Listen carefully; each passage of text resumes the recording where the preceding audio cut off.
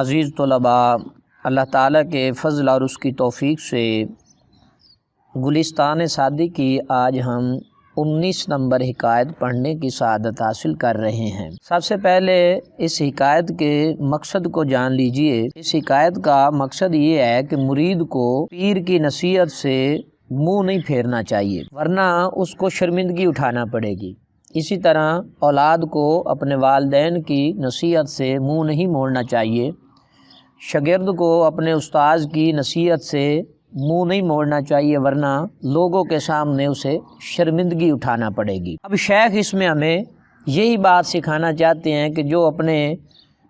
پیر و مرشد، اپنے استاذ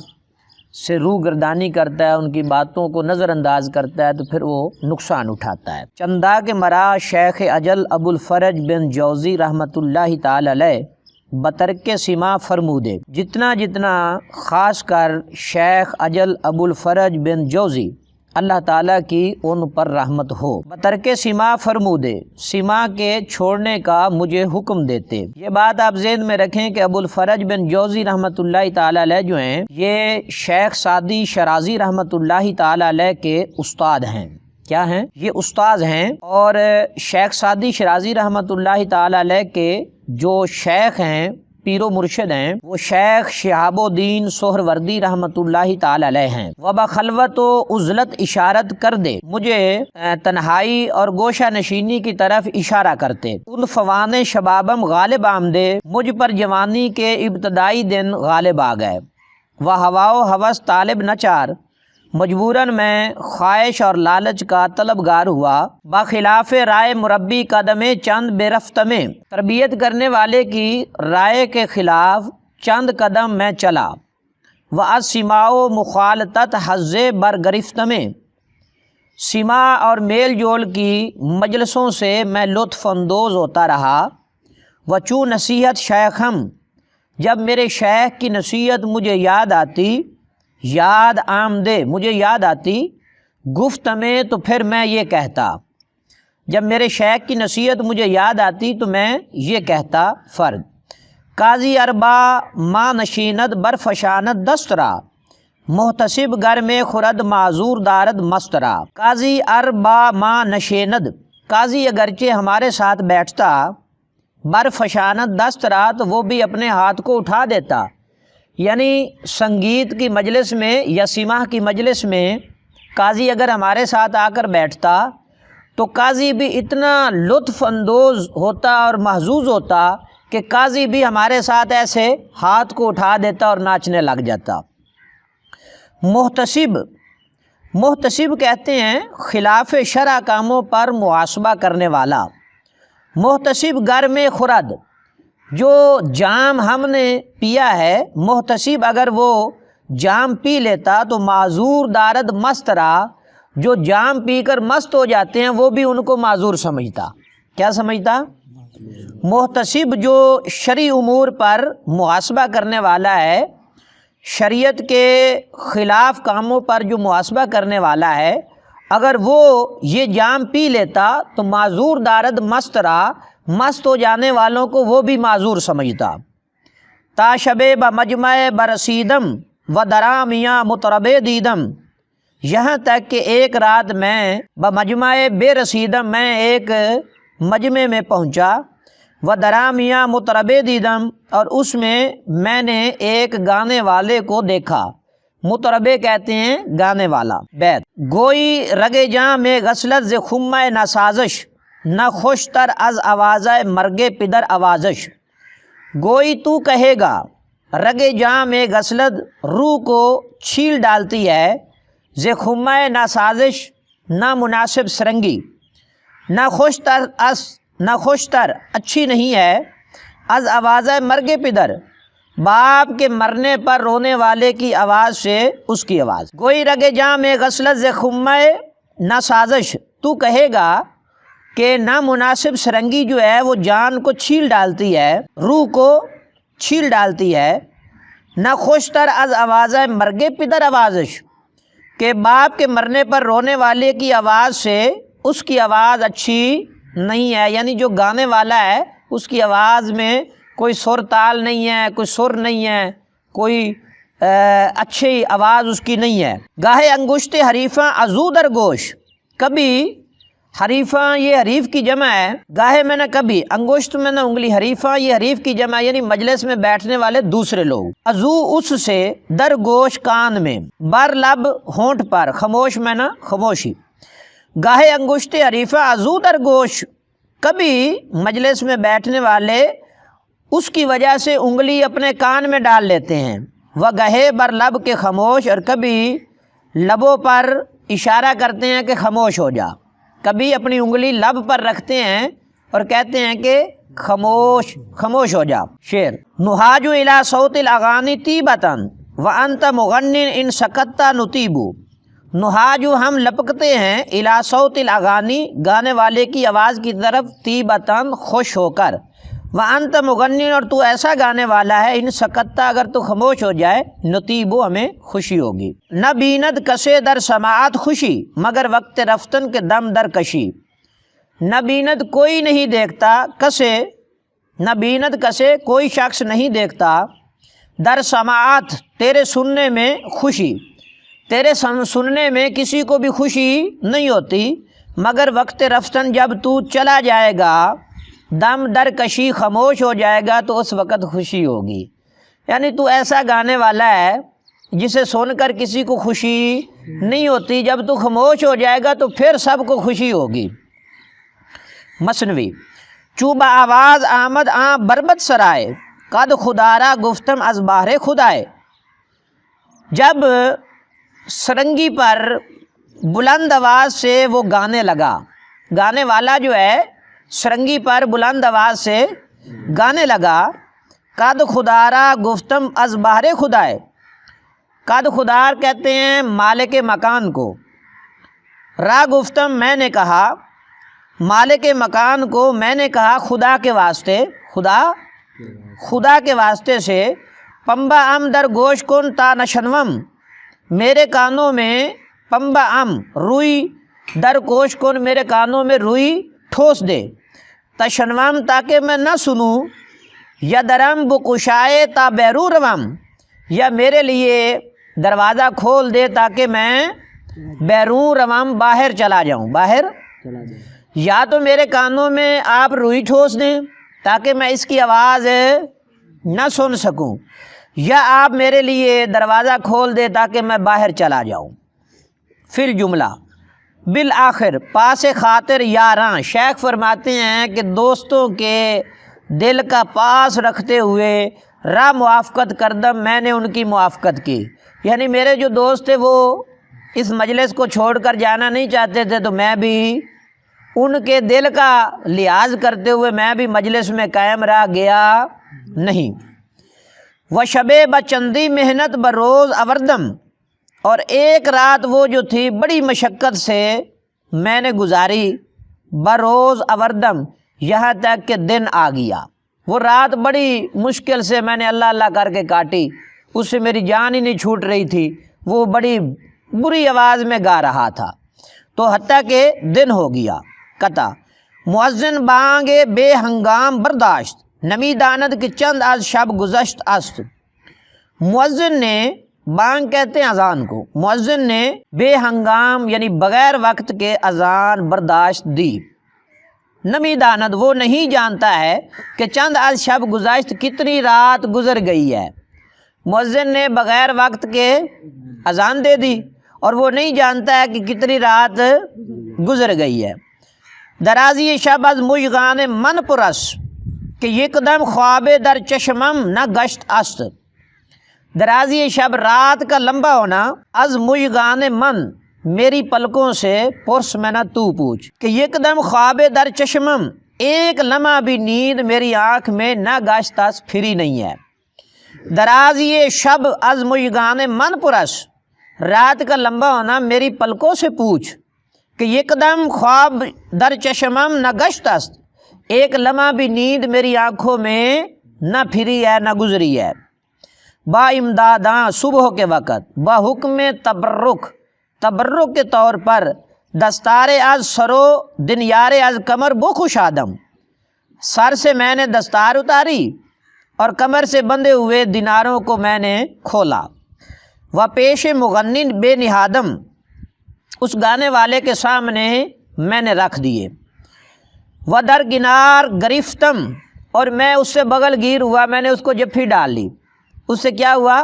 بغل گیر ہوا، و بسے شکر گفتم، اور میں نے اس کا بہت زیادہ شکریہ ادا کیا، یاراں ارادت من در حق وے خلاف عادت دیدند، دوستوں نے میری عقیدت، ارادت من میری عقیدت، در حق وے اس کے حق میں، خلاف عادت دیدند خلاف عادت دیکھی، یعنی عادت کے خلاف دیکھی، دوستوں نے میری عقیدت اس کے حق میں عادت کے خلاف دیدند دیکھی، و بر خفت عقلم نہفتہ بے خندیدند، اور میری بے عقلی پر پوشیدہ طور پر وہ ہنسے، یکی از آمیاں زبان تعرض دراز کرد و ملامت کردن آغاز، اور ان میں سے ایک نے تو زبان دراز کی اور مجھے ملامت کرنا شروع کر دیا، اعتراض کی زبان دراز کی اور مجھ کو ملامت کرنا شروع کر دیا، ای حرکت مناسب رائے خرد مندہ نہ کر دی، یہ حرکت جو ہے عقل مندوں کی رائے کے مناسب تو نے نہیں کی، خرقہ مشائخ بچنی مطرب دادن، بزرگوں کی دستار جو ہے اس طرح گانے والے کو دینا کہ ہمہ عمرش در میں در کف نبود است، تمام عمر تمام زندگی درم جو ہے اس کی ہتھیلی میں نہیں رہے ہیں، وہ قرازہ در دف، اور چاندی کا ٹکڑا اس کی ڈھولک میں نہیں ہے، یعنی وہ ایسا گانے والا ہے کہ نہ تو اس کے پاس کبھی درم اور دینار آئے اور نہ ہی کبھی چاندی کا ٹکڑا کسی نے اس کو دیا، تو جو اس کی ڈھولک کے پاس ہوتا ہے، جیسے اکثر ہمارے ہاں یہ ہوتا ہے کہ ڈھول والے نے کپڑا باندھا ہوتا ہے اور اس میں پیسے وغیرہ وہ ڈالتا ہے، تو شیخ کے دور میں بھی لوگ ایسے ہی کیا کرتے تھے، تو اب یہ سمجھانے والا دوست شیخ کو سمجھا رہا ہے۔ مثنوی مطرب دور ازی خجستہ سرائے کس دوبارش ندید در یک جائے، مطرب گانے والا اس مبارک مکان سے دور ہے، گانے والا اس مبارک مکان سے دور ہو، کس دوبارش ندید در یک جائے، کوئی بھی شخص اس کو دوبارہ نہیں دیکھے گا، کس دوبارش ندید در یک جائے، کوئی بھی شخص اس کو دوبارہ اس جگہ میں نہیں دیکھے گا، راست چو بانگش از دہن برخاست خلق را موے بر بدن برخاست، راست یہ بات سچ ہے، یہ بات کیا ہے؟ راست یہ بات سچ ہے، چو بانگش از دہن برخاست، جب اس کی آواز جو ہے منہ سے نکلی، گانے کی آواز جو ہے، ٹھیک ہے نا، جو بھی وہ بول رہا تھا اس کی آواز جو ہے وہ منہ سے نکلی، بانگ کا معنی اذان ہوتا ہے اور بانگ کا معنی شور بھی ہوتا ہے یا آواز وغیرہ بھی ہوتا ہے، تو سچ ہے جب اس کی آواز جو ہے منہ سے باہر آئی، خلق را موے بر بدن برخاست، لوگوں کے بدن پر رونگٹے کھڑے ہو گئے، رونگٹے کھڑے ہو گئے، مرغ ایواز ہول او برمید مغز ما خوردو حلق خود بے درید، مرغ ایواں محل کے پرندے، محل کے پرندے اس کی ہیبت ناک آواز سے، زے ہول او اس کی ہیبت ناک آواز سے برمید اڑ گئے، مغز ما خورد اس نے ہمارا دماغ کھایا، وہ حلقے خود بے درید اور اس نے اپنا حلق پھاڑا، اس نے اپنا حلق پھاڑا، وہ ہمارا دماغ کھا گیا اتنی دیر تک اور اپنا حلق جو ہے وہ پھاڑتا رہا، اور اس کی اتنی ہیبت ناک اور آواز تھی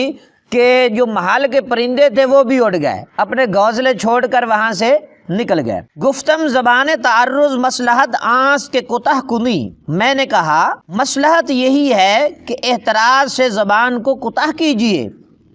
بحکم اس وجہ سے کہ مرا کرامت ای شخص ظاہر شد، اس شخص کی کرامت جو ہے خاص کر مجھ پر ظاہر ہوئی ہے، گفت اس ساتھی نے کہا مرا بر کیفیت یہاں واقف گردان، اس حالت کو ہمیں بھی بیان کیجیے، اس حالت پر ہمیں بھی مطلع فرمائیے، واقف گردان مطلع فرمائیے، تاہم چنی تقرب نمائم، تاکہ اس طرح ہم بھی اس کا قرب حاصل کریں، اس کی نزدیکی حاصل کر لیں، وبر مطایبت کہ کردم استغفار کنم، جو میں نے اس سے مذاق کیا ہے اس پر میں توبہ طیب ہو جاؤں، توبہ کروں۔ گفتم میں نے کہا با علت آن کہ شیخ اجلم بارہا بترک سوا فرمودہ است، اس وجہ سے شیخ نے مجھے کئی مرتبہ سما کے چھوڑنے کا حکم ارشاد فرمایا۔ وہ مواعظ بلیغ گفتہ، اور اس پر مجھے بڑا واض و نصیحت فرمایا۔ وہ در سماع قبول من نہیں آمدہ، ان کی بات میرے کانوں نے قبول نہیں کی، ان کی بات کو میرے کانوں نے قبول نہیں کیا۔ تا امشب کے مرا تال میمون و بخت و ہمایو بدی بکا رہبری کرد، یہاں تک کہ آج کی رات خاص کر تال میمون نیک نصیبہ و بخت ہمایو اور بابرکت مقدر، بدی و بخت ہمایو اور میرا بابرکت مقدر، بدی بکا اس جگہ تک رہبری کرد رہنمائی کی، یہاں تک کہ آج کی رات خاص کر نیک نصیبے اور بابرکت مقدر نے میری اس جگہ تک رہنمائی کی۔ و بدست این توبہ کردم، اور اس ہاتھ پر میں نے توبہ کی۔ و بقیت زندگانی گرد سما و مخالطت نہ گردم، اور باقی کی زندگی جو ہے وہ سما کے ارد گرد، سما کے لیے اور میل جول کی مجلس میں نہیں گزاروں گا، یعنی باقی کی زندگی میں نہ میں سما میں جاؤں گا اور نہ ہی میں کسی بھی میل جول کی مجلس میں جاؤں گا۔ قطع آواز خوش از کام و دیہاں و لب شیریں، گر نغمہ کند ورنہ کند دل بے فریبد۔ آواز خوش، اچھی آواز، از میں نہ سے، کام میں نہ تالو، واؤ میں نہ اور دان میں نہ منہ، لب شیریں میں نہ میٹھے ہونٹ، گر نغمہ کند اگر نغمہ کرے، ورنہ کند اور نہ کرے، دل فریبت دل کو مو لیتے۔ آواز خوش از کام و دہاؤ لب شیریں، اچھی آواز تالو اور منہ اور میٹھے ہونٹ سے، گر نغمہ کند اگر نغمہ کرے یا نغمہ گائے، ورنہ کند اور اگر نغمہ نہ گائے، دل فریبت پھر بھی دل کو لبھا لیتی ہے، دل کو مو لیتی ہے۔ ور پردہ عشاق و نہادند و حجاز است، از ہنجرہ و مطرب مکرو نہ زیبد۔ ور میں نہ اگر پردہ عشاق کہتے ہیں، عشاق کا پردہ، یہ موسیقی کے 12 جو ہے نا موسیقی کے پردے ہیں۔ کتنے پردے ہیں جی موسیقی کے؟ موسیقی کے 12 پردوں میں سے یہ 3 پردوں کا یہاں ذکر کیا گیا ہے۔ ایک پردہ عشاق ہے اور ایک نہادند ہے اور ایک حجاز ہے۔ عشاق اس پردے کو کہتے ہیں جس کو رات کے تیسرے پہر میں چھیڑا جاتا ہے، اور نہادن اس پردے کو کہتے ہیں جس کو رات کے نصف حصہ جب گزر جائے تو پھر اس پردے کو، اس سر کو چھیڑا جاتا ہے، اور حجاز وہ پردہ ہے جس کو دوپہر میں چھیڑا جاتا ہے۔ ور پردہ عشاق و نہادند و حجاز است، اگرچہ عشاق اور نہادند اور حجاز سر ہیں، از ہنجرہ مطرب مکرو، نہ پسندیدہ گانے والے کے گلے سے، نہ زیبد زیب نہیں دیتے ہیں۔ یہ جتنے بھی سر ہیں، یہاں 3 سروں کا ذکر کیا گیا ہے کہ یہ 3 سر جو ہیں، عشاق، نہادند اور حجاز، یہ مختلف سر ہیں، یہ مختلف انداز سے گانے کے وہ انداز ہیں۔ تو جو ناپسندیدہ گانے والا ہوتا ہے اس کے گلے سے اگر یہ تینوں بھی نکلیں، نہ زیب نہیں دیتے ہیں، اچھے نہیں لگتے ہیں۔ عزیز طلباء، اللہ تعالیٰ کے فضل اور اس کی توفیق سے آپ نے گلستان سعدی کی 19ویں حکایت پڑھنے کی سعادت حاصل کی۔ اللہ تعالیٰ آپ سب کو علم نافع عطا فرمائے۔